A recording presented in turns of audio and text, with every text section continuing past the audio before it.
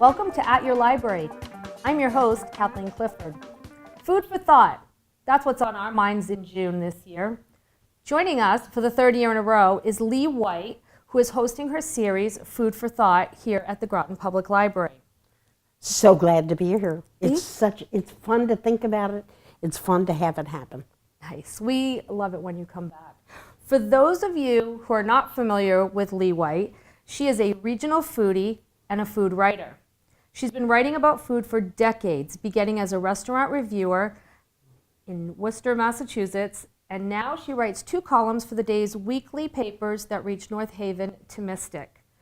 Lee's going to be hosting our annual Food for Thought program here at the library on Tuesdays in the month of June.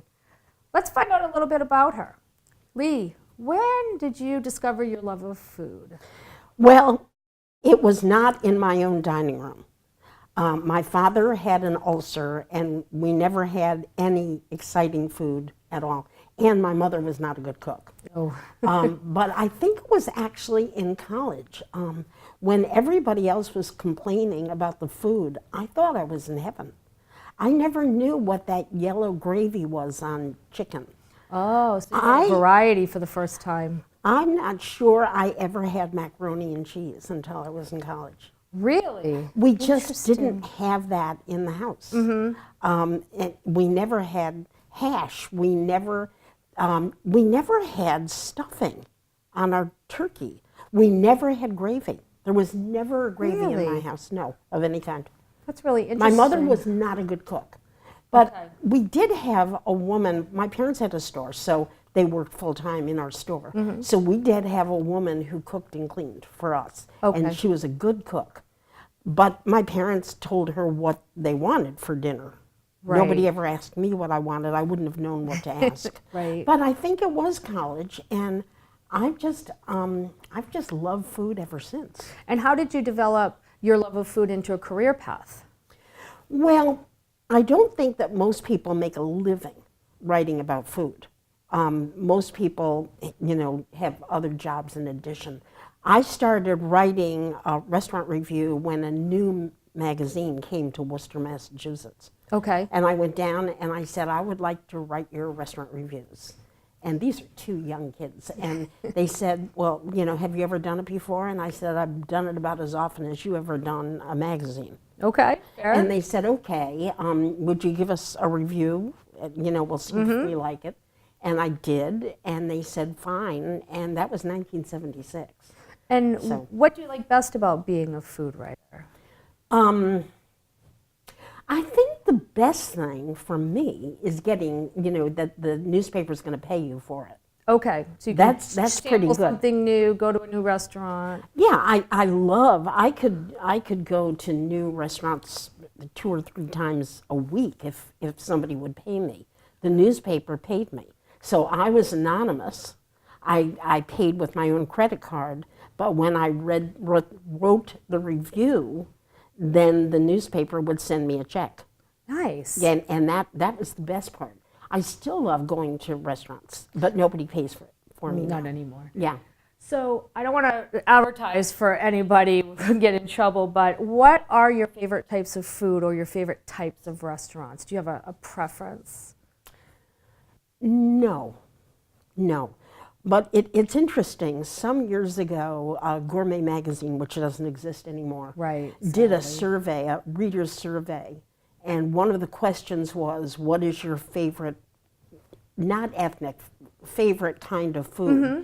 And one of the things that was not there was Italian. Wait, it wasn't even on the list? It was not on the list. And when they got the surveys back, more people wanted Italian, and they actually wrote it in. I'm really surprised by that. I mean, that's usually what you hear for the go-to. I think that's why they didn't include it, because they wanted to know what else. Everybody wants to be Italian. Everybody loves Italian food. Well, they should have put besides Italian or in addition to Italian. So I can tell you that I don't cook much. So my favorite food, I love seafood. And do too. I don't cook it, so my favorite thing when I go out to eat is I choose seafood. That's what I usually choose. Now my kids love Mexican food, and nobody has a boring palate in my household, so everybody's pretty ambitious. I don't care for spicy food, but there's nothing specific. Everything, just different things for different days. I like everything. I don't like things that are terribly vinegary. Okay. I use vinegar, of course. I use probably 5 or 6 different kinds, mostly sherry vinegar. Okay. Is what I use mostly now. And I don't like grapefruit. Grapefruit. I don't like grapefruit. With that exception, I'm not sure there's another food I will not eat. Well, that's good. It puts you on the right career path. I think it does. And the reason that I got into cooking is because I became more interested in what was going on in the kitchen than what was going on my plate. Okay, yeah, that makes sense. Sometimes if I try a new food, in my mind, I'm like, oh, I wish I knew how to make this, but I never take that next step. You may. One day. You may. Absolutely. So in the past, at our Food for Thought series, you've put together some very diverse lists for us. I try. So we're really excited to hear what you're going to do for us this year. Let's start with our first program, June 4th, Tuesday night, 7 p.m. Women in the Kitchen when they own the kitchen. Tell us about this. It sounds fascinating. Well, it wasn't what I thought first, but a couple other ideas I had did not pan out. And then I started thinking to myself, I know women in our area who are in the kitchen, their restaurant kitchen. Mm-hmm. They also are in charge of everything. They're in charge of the bars. They're in charge of the waiters. They're very in charge, obviously, of the customers. How do they manage that? Okay. That's a hard job. Absolutely. We often think that we get mad at waitress and waiters, but really what's going on in the kitchen is the most important of all. So I think that the women who are able to do this amaze me, and we have quite a few. So you're going to have a panel of local I'm going women to have a coming panel. in? Great. I have 2 of them, but I'm waiting for another couple who own a restaurant. I'm not sure that they're going to do it. I have other people's in the back. But anyway, that's going to be a lot of fun. So that's our first one, and you're moderating that one. That's our first one, and I'll moderate that. And this will be restaurants where most of the people who are watching, they have been to. Oh, see, that makes it even more exciting for me. Much more exciting, yes. So check that out, June 4th. The next one will be on Tuesday, June 11th. Here at the library at 7 p.m. And this one's called Food Memories. Yeah, but I originally thought memoirs, and then I thought to myself, well, that means that somebody will have to have written a memoir. True. Whereas most people have food memories. Right. We remember from our grandparents. We remember from restaurants we've been to. We went on vacation and remember something that we would never be able to get again. So there are 4 of us on this, and it's going to be Pam McNerney, who is my editor at The Source in Madison. Okay. Priscilla Martell, who is a food writer and used to own Restaurant du Village. Oh, nice. And she is also known as the Queen of Almonds. I bet she has some great memories. She is one amazing cook, along with her husband, who wrote The Best Bread Ever. Oh, okay. Yes, and they have made demos. They don't do them as much anymore, but yes, they're wonderful people. Oh, that'll be fantastic. I adore them. And they'll be here. And Linda Juka, who is a food writer for the Hartford Courant, was a food editor for almost 30 years. She's retired, still writes for the Hartford Courant, and she and her husband own Al Forno, the one Al Forno in Old Saybrook, which, wonderful. By the way, is another place that I spend a lot of time in. It's so wonderful. That's great food. Their son and daughter-in-law, it's now in a second generation. Oh, nice. The son, who's adorable, is in the kitchen. Okay. Michelle, his husband and their daughter-in-law do the bar. Okay. And, they obviously, Linda and Bob are still there a lot. Nothing better than So a they'll family be there, and I will be there. And we will talk about food memories. That sounds and wonderful. And we may talk about memoirs that we have loved. That's a great idea. Yes. We can tie it together. So Yes. that one will be Tuesday, June 11th. Yes. Well, we're going to take a quick break right now. Sure. And when we come back, we'll talk more about food for thought with Lee White.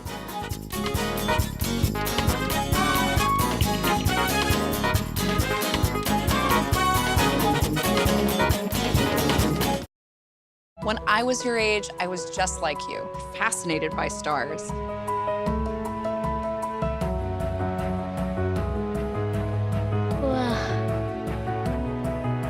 But now I get to search for life in the universe. And who knows, maybe life is looking for us too. So we're like aliens to them? Yeah. Does anyone want to be a scientist now? I do. Awesome. We need more girls in STEM. Maybe we can find aliens. Whether you need a hand shopping for groceries, using up scraps, or finishing every bite, Meal Prep Mate can help you plan better and save more. Whether you're a newbie getting your first taste, a meal prepper honing your chops, or a meal prep pro hungry for a challenge, you can learn how to eat smarter, plan better, and save more at every step of meal prep. When you finish every bite, you save. Start prepping with Meal Prep Mate at SaveTheFood.com. You can't sit here. Don't add her to the chain. It was just a joke. Why are you talking to me? Lame. Loser. Weirdo. I've said and done things before that I'm not proud of. Just as I've been hurt by others. The thing is, this is not who I am. And it's definitely not who I want to be. I don't want to be cruel. I don't want to spread gossip. I don't want to be a body shamer. We have the power to be more. We can create a kinder world. It's not that hard. We just need to stop. Take a moment. And consider others. Before we speak. And before we act. Be more. Be more. Be more.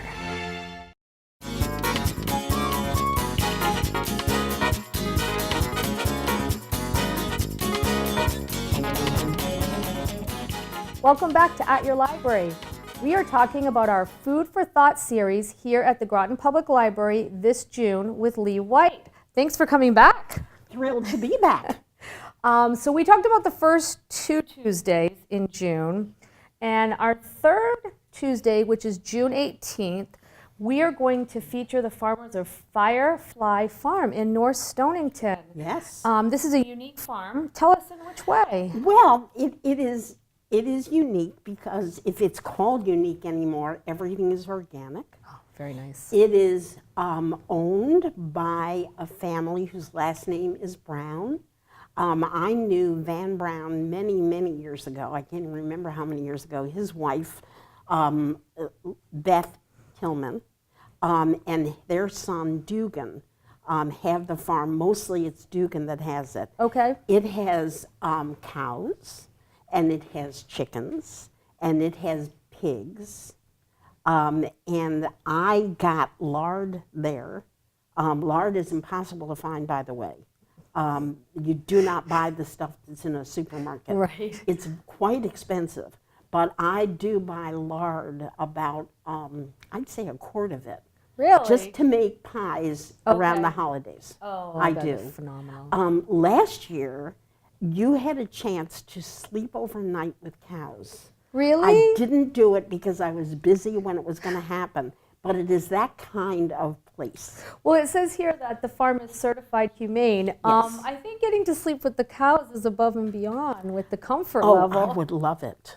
You've read about goats and yoga. Of course. Yeah, well, I love animals. I should be a vegetarian, I'm not. But I do love the idea. So, do you just sleep in the barn with them? I don't know. I wonder what the cows think of that. Will they talk about this when they come? I don't know.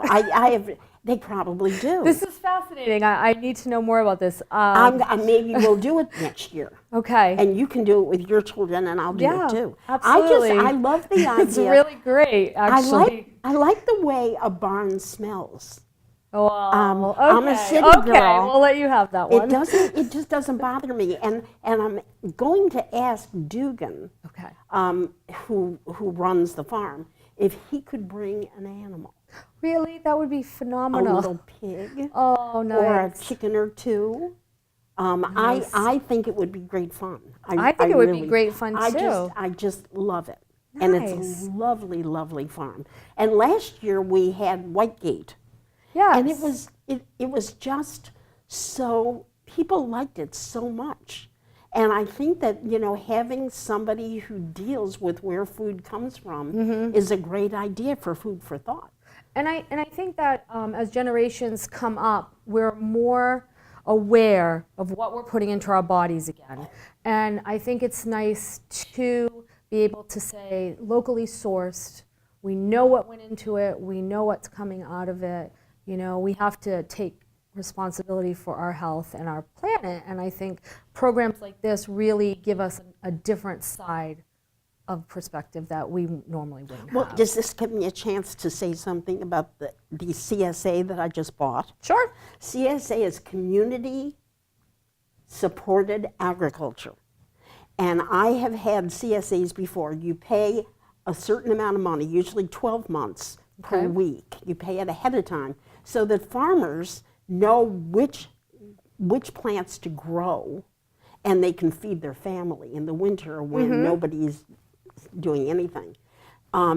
Usually you get a box of whatever it is. Does it get delivered to you? You usually have to go You go pick it up, so it's local. Yeah, so I've done it before. The problem is, in June, you get a whole lot of bok choy. Okay, right, of course. And in August, you get a whole lot of zucchini and summer squash. Yeah, zucchini. Neither of which I care that much about. Okay. With this CSA, whatever amount you're paying, you go to the farmstead, which is in Stonington. It's called Stone Acres. And you choose. And you choose that amount I love it. of anything you want, which means I love they it. don't know what I'm going to do. That means that in July and August, for me, it's going to be tomato and corn.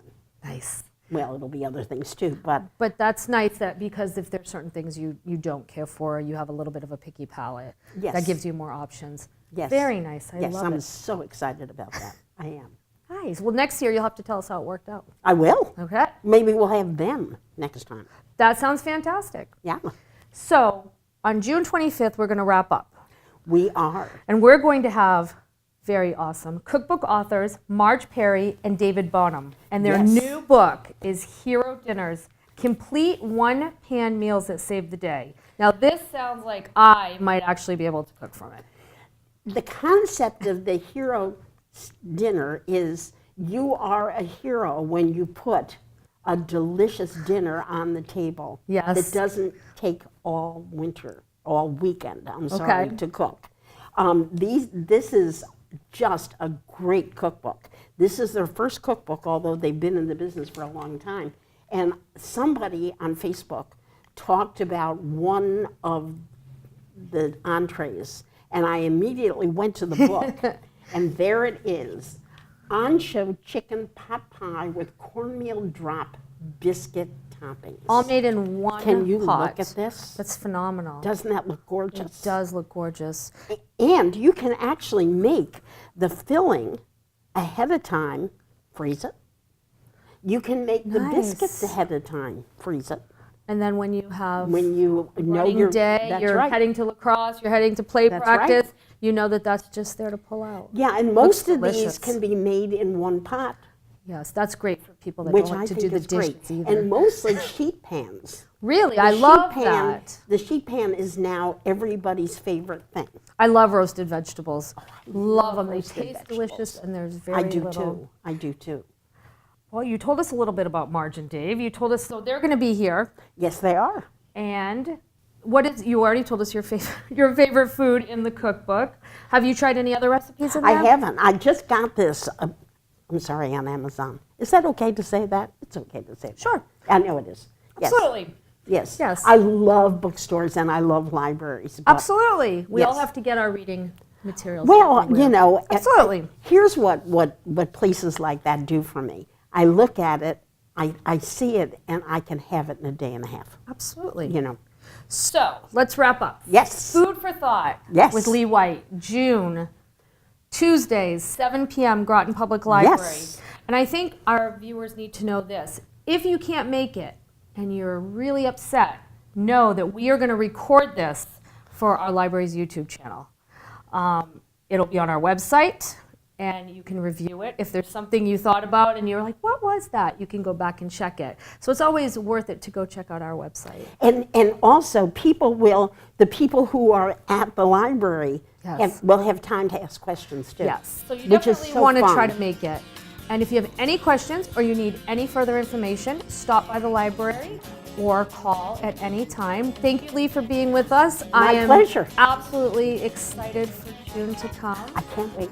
And as always, this has been At Your Library. Thanks for checking in.